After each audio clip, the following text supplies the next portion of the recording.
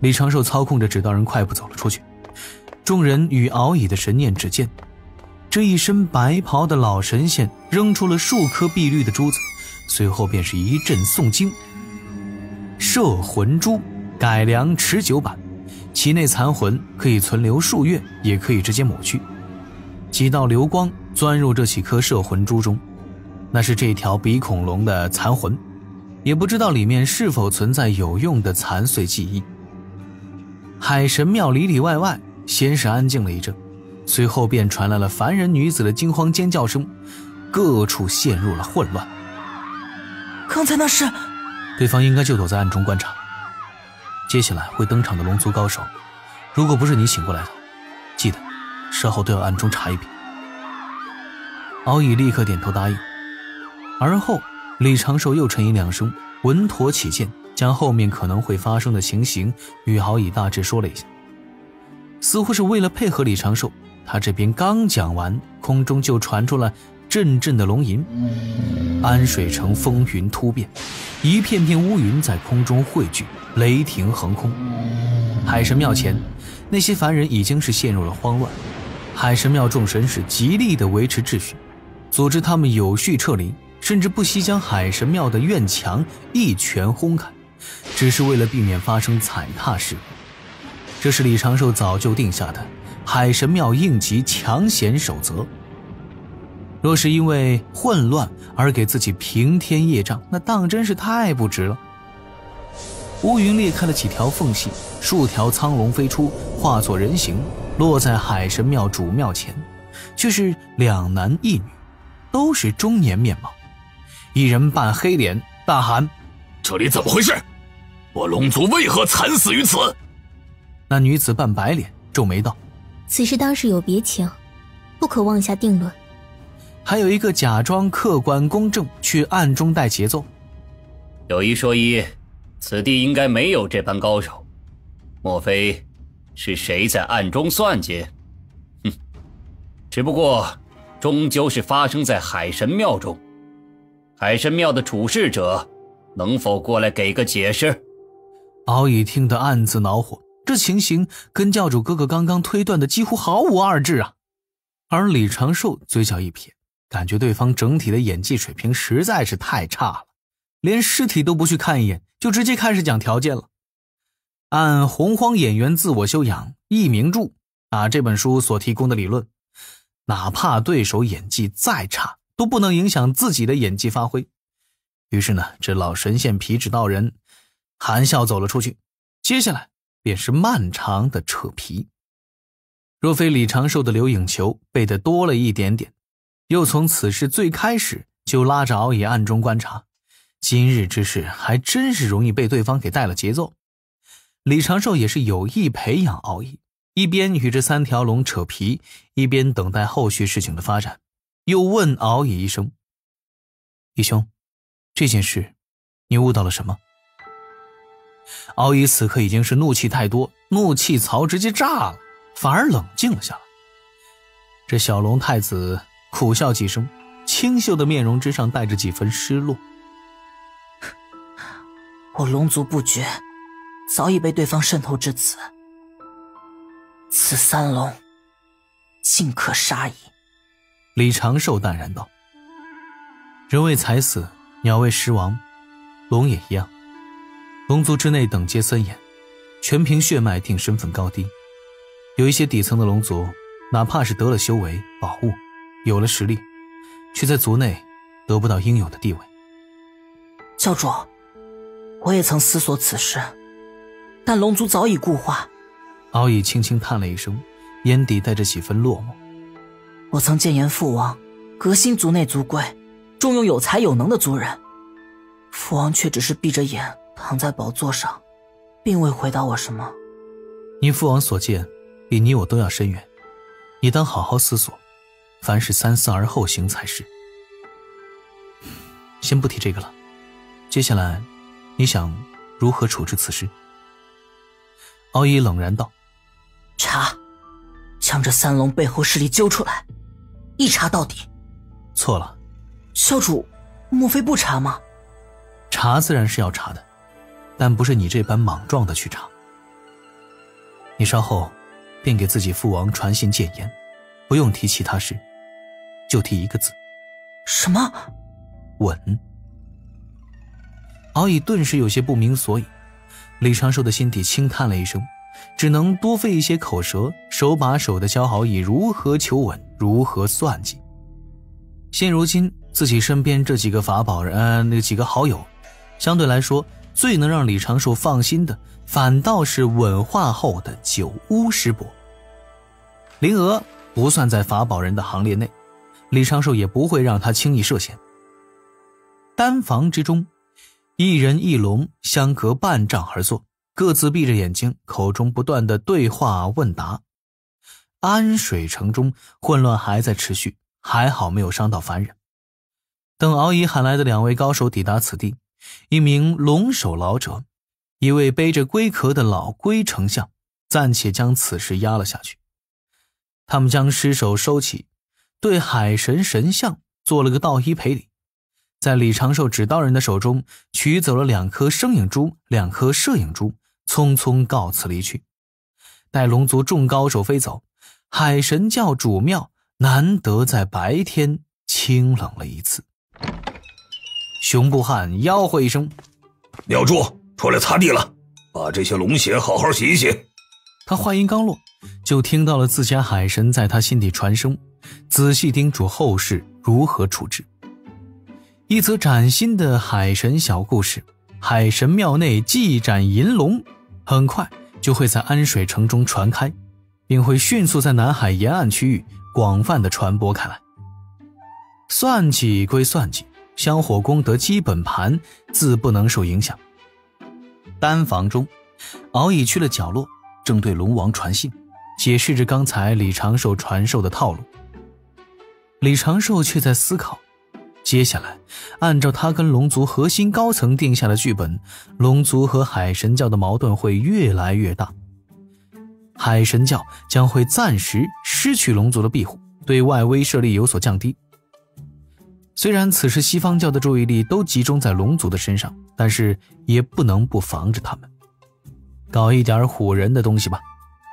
手头就有现成的巫人一族，且李长寿观察过，这些巫人神识有不少人的血脉神通是口中喷出一道红光，红光画出一条条强壮的手臂大腿。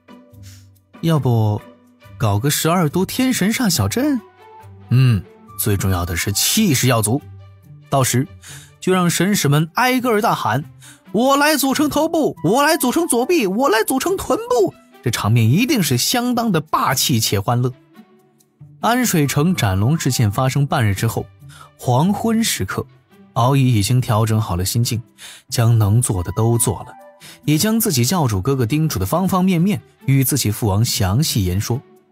他们2家都是心里有数，今日之事不过是一个开端，后面还会发生各类事件，离间海神教与龙族，继而让龙族失去人教的支持。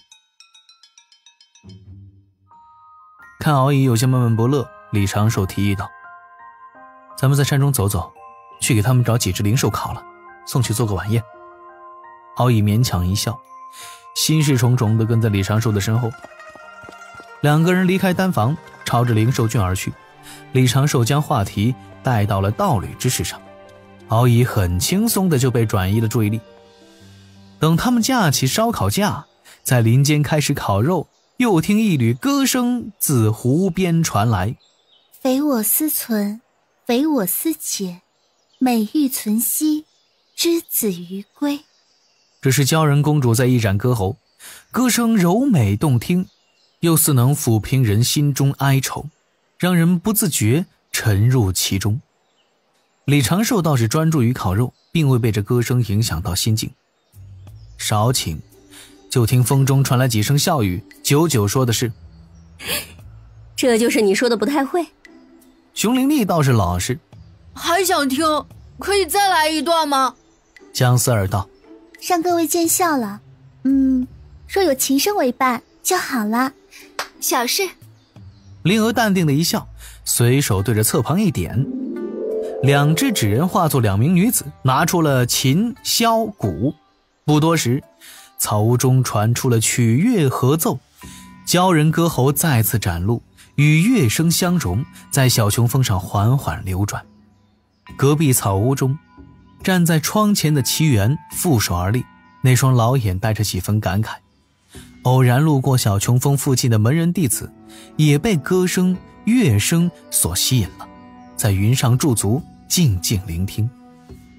李长寿此刻也是听得颇为感慨，总算呢，灵娥也能有一个一技之长了，哪怕是去防阵中混日子，也能凭借街头卖艺活下去了。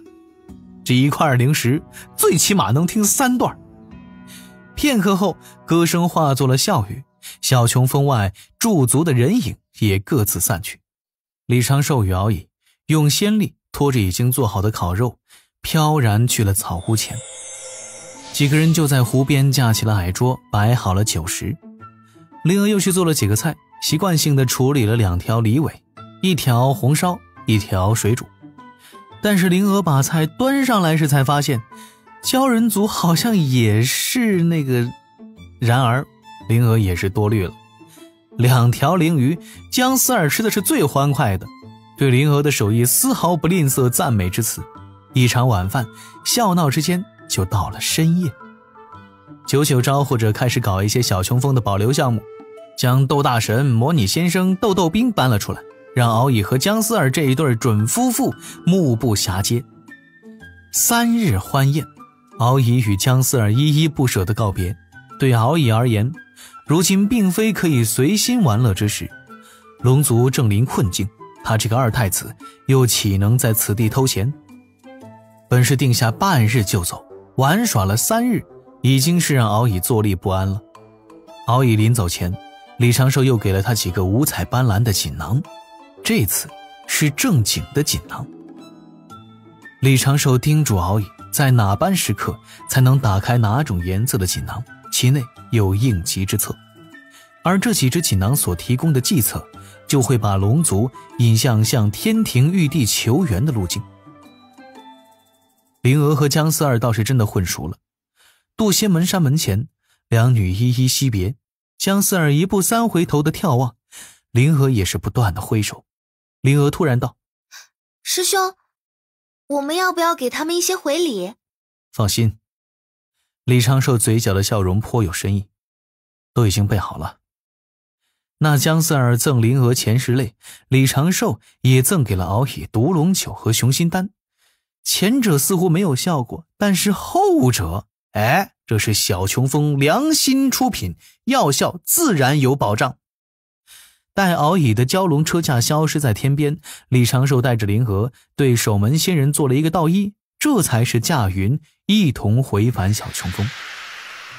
刚回那峰上，灵娥低头要溜人，李长寿却传声问道：那前世泪你可还要再试？灵娥顿时就僵在原地，扭头嘻嘻笑了2声。我就是师兄你肯定不会中招，我就师兄你别生气嘛。不必担心，这次我不罚你。灵娥顿时小脸一白，这一次李长寿却是难得的温声细语，缓缓道：这前世泪对我并无效果，但是可以帮师祖了却心愿。这一枚传心玉符给你，此物能够联络到师祖，你可将前世泪之事与他言说，问他要不要用。话语一顿，李长寿低头看着面前之人，又禁不住轻轻一叹，抬手在他的额头上轻轻打了一下。天天想这些有的没的，就不能将这些心思花在修行上？你可知你现在的修行条件比门内任何弟子都是不差的。灵娥捂着额头咬了咬嘴唇，可怜巴巴地看着李长寿，手指卷着一缕青丝，细如蚊声地说着：师兄，我会努力修行的，只是这么多年你一直不应我，我心里也没底。李长寿淡定地点了点头，随手对着灵娥身后一点，模拟的法力迅速凝成结界。他突然向前一步，灵儿下意识的后退半步，轻轻地撞在了结界光壁上，顿时有些茫然失措。是李长寿的左臂抬起，在灵儿的耳旁划过，抵在光壁上，随后撤掉了自己平日里掩藏的自身气质和微调面容的伪装，开启了魅力光环，低头凝视着灵儿，右手向前，手指轻轻地抬起了灵儿那光洁的小下巴。兄，嘘，别说话。李长寿缓缓低头，就听咚咚咚一阵鼓声，灵儿脸蛋涨红，双眼之中满是慌忙，呼吸都只剩出气了。李长寿的动作其实是十分缓慢的，即将靠近，灵儿突然一缩脖子，矮身从李长寿手臂下逃了出去，捂着脸冲向了自己的草屋，头顶留下了一溜白烟。又听哗哗哗的水声，随后便是一连串的咕噜噜噜的气泡出水声，他应该是直接跳进了沐浴的木桶。李长寿的嘴角一撇，略微摇头，随手散掉结界，淡定的驾云朝着丹房而去。哼，你看，就是这样。东海水晶宫，富丽堂皇的大殿中，各类各样的观赏鱼与兽在殿外各处悠闲地游动着。龙首老者仰躺在宝座之中，几名美貌的海女在旁边轻柔地扇风揉腿。不远处2根白玉柱后，10多位海女奏响各类灵宝乐器。龙王一天的日常就这么开始，也这么结束。殿外有一群观赏鱼突然朝着四处散来，一条青龙落在殿外，化作了面容清秀的少年，一撩锦袍前摆，快步进了大殿。